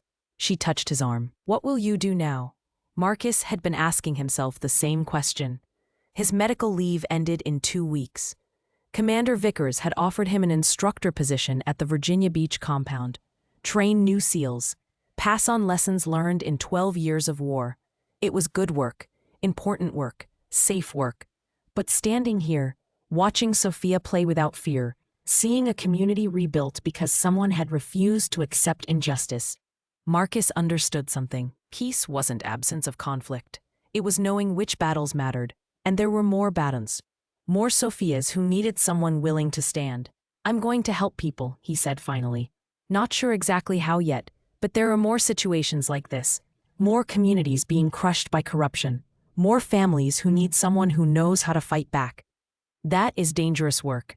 So was what we just did, but we're here. They're not." Jessica approached, carrying a copy of the Los Angeles Times. Her story had run front page, complete investigation of the Blackwell criminal enterprise. The article had been nominated for a Pulitzer. Other news organizations were following up, exposing similar corruption in coastal communities across California. "You're famous now," she said to Marcus. "The SEAL who took down a billionaire. I've had 6 publishers contact me about a book. 3 production companies want movie rights. Not interested." "I figured, but I'm writing it anyway. Someone needs to document what happened here. Make sure people understand that one person can make a difference." Sophia ran up to them, Titan beside her. "Marcus, look what Titan can do." She gave a hand signal, and the German shepherd sat, offered his paw, then rolled over. Tricks Marcus had never taught him. The dog was adapting, becoming more than a weapon, becoming a companion. "Very impressive. He's my best friend now." "Is it okay that he's my best friend?" Marcus knelt to her level. "It's more than okay. He's lucky to have you. Will you come visit, after you leave?" "Whenever I can, promise." Sophia hugged him, then Titan, then ran back to play with other children. Normal childhood activities, the kind she'd been denied for 6 months, the kind she deserved. That evening, Marcus drove back to the cottage. It had been fully repaired, landlord apologetic and grateful. Marcus had 1 more week of rent paid. Then decisions had to be made. His phone rang. Unknown number. He almost didn't answer, then recognized the area code. Montana. "Mr. Holloway? My name is Catherine Reese. I'm a teacher in Clearwater, Idaho. I got your name from Elena Vasquez. She said you help people when authorities won't." Marcus felt something shift in his chest. Recognition. Purpose. "Tell me about your situation." "There's a student, 12 years old. Her stepfather is abusing her. He's connected. Local police won't investigate. She's running out of time." "Where exactly is Clearwater?" "Northern Idaho. Small town. About 3,000 people. I can be there in 3 days." Catherine's voice broke with relief. "Thank you. She's a good kid. She just needs someone willing to stand up for her." "That's what I do."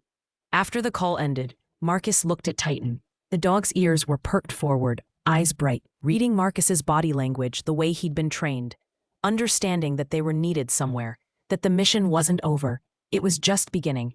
"Looks like we're going to Idaho, boy." Titan stood, tail wagging, ready. Marcus packed his gear, tactical equipment, medical supplies, everything learned in 12 years of war and 3 months in Ashford Cove. Some people went through life avoiding trouble. Marcus had learned he was built different, built to run toward the trouble, stand between predators and prey, fight battles that needed fighting. It wasn't the peaceful retirement he'd imagined when he'd first rented this cottage. But peace wasn't what he'd needed. Purpose was. And he'd found it protecting an 8-year-old girl and her grandmother from corrupt billionaires. Found it again in Catherine Reese's desperate phone call. There were more Sophias in the world. More families trapped by powerful people who thought money and connections made them untouchable. And now there was someone willing to prove them wrong. Someone who understood that the most important battles weren't fought overseas. They were fought in small towns, where evil wore expensive suits and used lawyers as weapons. Marcus Holloway, Navy SEAL, decorated veteran, reluctant hero, climbed into his truck with Titan beside him. The Pacific stretched dark and infinite behind them. Ahead, the highway led to somewhere else, someone else who needed help. And when duty called, he answered, because that's what warriors did. Not because they sought violence, but because they understood that sometimes violence was the only language evil understood. And when evil threatened the innocent, someone had to be willing to speak that language fluently.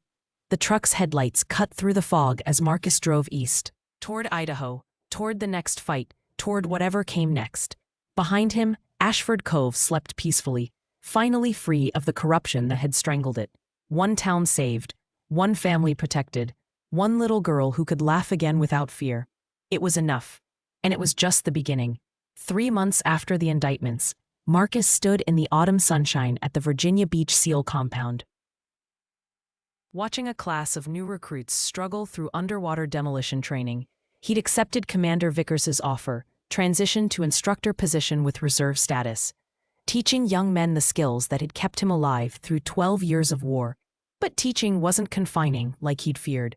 Reserve status meant he could deploy when needed, not to foreign wars, but to places where civilians needed someone with his particular skills.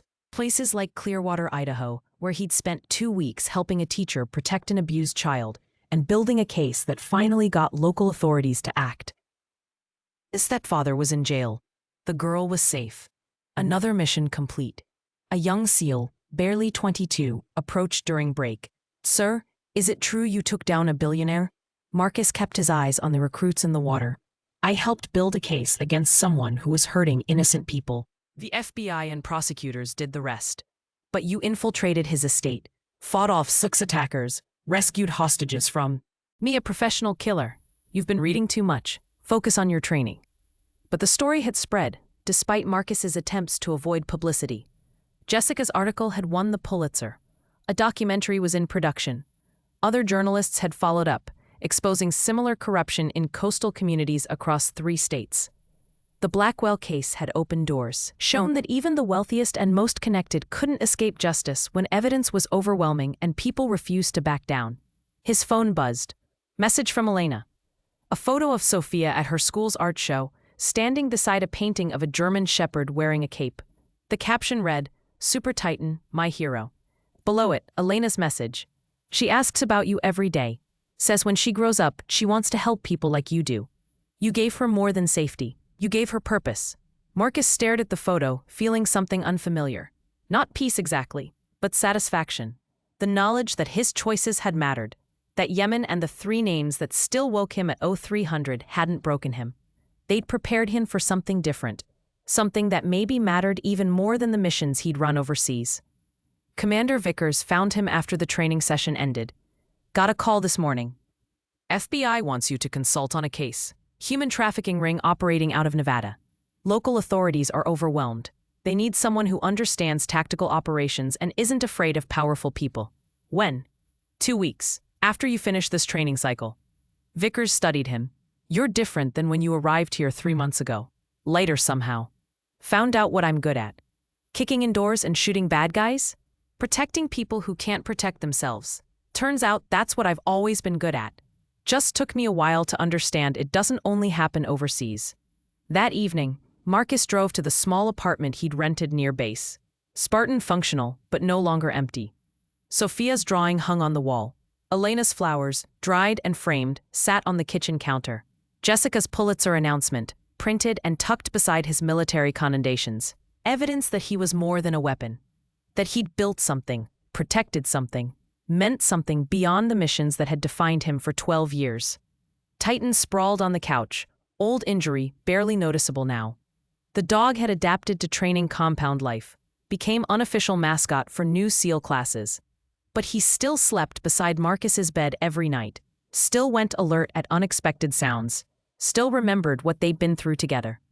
Marcus's laptop showed an email from Agent Phillips, subject line, "Blackwell trial update." He opened it.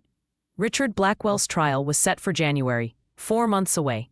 Damien had taken a plea deal, 25 years in exchange for testimony against his father. Chief Reeves was already serving his reduced sentence, 5 years in minimum security.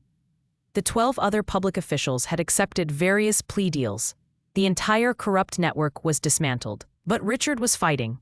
hired the best defense attorneys money could buy, was claiming everything was done without his knowledge by subordinates acting independently, trying to position himself as victim of overzealous prosecution. His lawyers were already attacking witness credibility, suggesting Marcus's PTSD made him unreliable, implying Elena and Sophia were opportunists seeking settlement money. Phillips's email continued, "We're solid on evidence.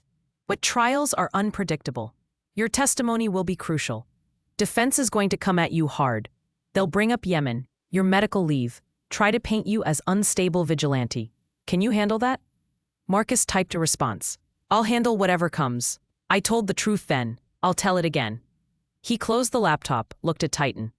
"What do you think, boy? Ready for round 2? Titan's tail thumped against the couch. Always ready. A knock at the door pulled Marcus from his thoughts. He checked the peephole, saw Jessica standing outside with a bottle of wine and a folder thick with papers. "Thought you could use company," she said when he opened the door. "And I wanted to show you something." They sat at his small kitchen table, Jessica spreading out letters from across the country. Dozens of them. People who'd read her article, seen the documentary, heard about Ashford Cove and were reaching out about their own situations. Corrupt landlords, predatory developers, small-town tyranny enabled by authorities who looked the other way. "I can't investigate all of these," Jessica said. "But I've been thinking, what if we formalize this? Created a network. Journalists like me who can document these situations. Veterans like you who can provide protection and tactical support. Legal aid organizations who can navigate the system. Make it something bigger than one-off interventions." Marcus read through the letters. A widow in Oregon being forced from her farm. A family in New Mexico fighting a mining company that was poisoning their water. A veteran in Tennessee whose service dog was killed by local police, and authorities were covering it up. Story after story of ordinary people crushed by power and money. "This would be full-time work," Marcus said. "I know, but you're already doing it." The Idaho case, the Nevada consultation. "How many more calls have you gotten?" 7. Just this month. "So make it official. You've got military pension, enough to live on. I've got journalism income and the advance from the book deal. We could actually build something here. Help people who have nowhere else to turn." Marcus thought about Commander Vickers' offer. Steady work, safe work, teaching new SEALs. It was good, honorable, important. But sitting here, reading letters from people who were terrified and desperate and running out of options, he felt the pull of something different. The same pull that had made him intervene when Elena was being harassed in the market. When Titan was hit by Damien's Lamborghini. When Sophia's drawings revealed systematic abuse. "I'd need to stay reserve status. Can't completely leave the teams." "Understood. This would be between deployments, when you're available. And we'd need lawyers. Can't just run around the country playing vigilante." Jessica smiled. "Already talked to 3 civil rights attorneys who are interested. They'd work pro bono on cases that meet certain criteria. We'd operate completely within legal frameworks. Documentation, evidence gathering, protecting witnesses until proper authorities can act. Proper authorities being FBI, state police, anyone not corrupted by local power." "Exactly. We'd be a bridge, connecting desperate people with resources they can't access on their own." Marcus looked at Titan, who had moved to sit beside his chair, watching with those intelligent eyes that saw everything. The dog had been his partner. Partner through 3 deployments and 1 corrupt billionaire would be his partner through whatever came next. What would we call it? Jessica pulled out a mock-up she'd designed. Simple logo, strong typography, stand your ground initiative, for people who have nowhere left to retreat to. Marcus studied it, thought about Miguel Vasquez, Marine veteran who'd never retreated, about Elena refusing to abandon her husband's legacy, about Sophia learning that courage meant standing up even when you were small and scared, about his own journey from isolation to purpose. "When do we start?" "I was hoping you'd say that." Jessica pulled out incorporation paperwork, already filled out, just waiting for signatures. "We start now." They worked through the evening, formalizing the structure. Jessica would handle investigations and media. Marcus would provide security and tactical consultation. They'd build a network of attorneys, journalists, and veterans who understood that some battles couldn't be walked away from, that sometimes ordinary people needed extraordinary help. The first official case would be the Oregon widow, Her farm was being seized through eminent domain for a development that smelled exactly like the Blackwell situation. Jessica had already done preliminary research.